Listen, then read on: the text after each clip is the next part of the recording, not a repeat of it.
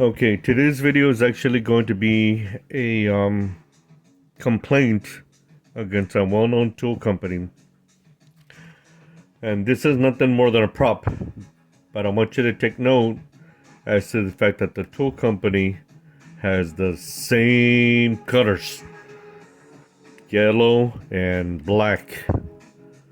Now, here's the one reason why I have to complain. I ended up using a Sawzall. Now, Sawzall is a very heavy duty type of tool, and it's supposed to be able to withstand a lot of use. Haven't had a chance to use this particular item, but as of recently, it got quite a bit of use and it broke down. Started tossing the blade. So here I'm trying to figure out why it was so easy to break when it's brand new. So yes, things do break down, and yes, they do. They have a reason to be repaired. So here's my complaint though.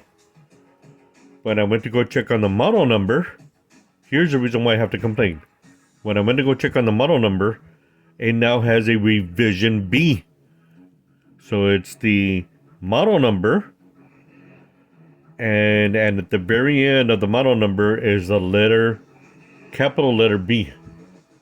So what the hell happened that they had to revise the tool to get it down to a revision B versus the original model number? So just be careful when you go out and buy tools.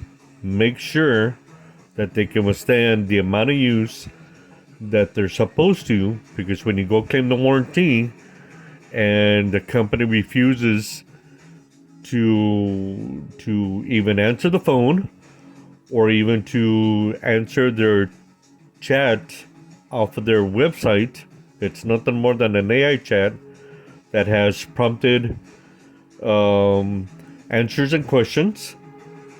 I am not going to get the runaround. I am going to handle this on a one-on-one basis, politely, with the company that I purchased it from, or with the wall directly. And if they refuse to do any repairs, then I'm gonna tell them, then hey, guess what? This is exactly the reason why the competition is going to be beating you out every single time. It's because of little nitpicky stuff like that that causes people to go someplace else.